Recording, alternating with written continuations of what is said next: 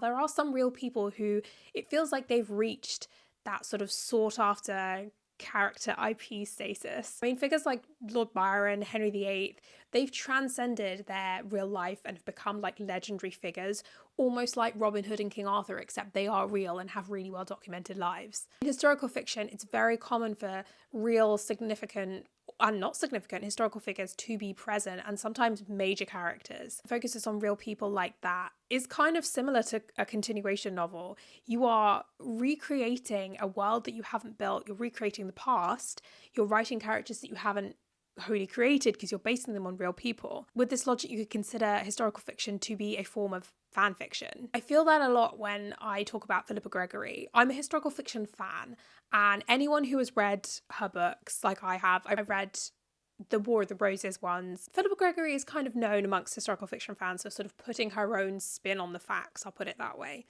I consider things like that to be like historical fan fiction. I respect witches, obviously, but I have an archaeological background, so I know that there is a scientific genetic reason why the Tudor line panned out in the way that it did with regards to the boys and lack of surviving, etc. So I can't like sit here and be like, well, actually they could have cursed the Tudor line. It's just not a thing.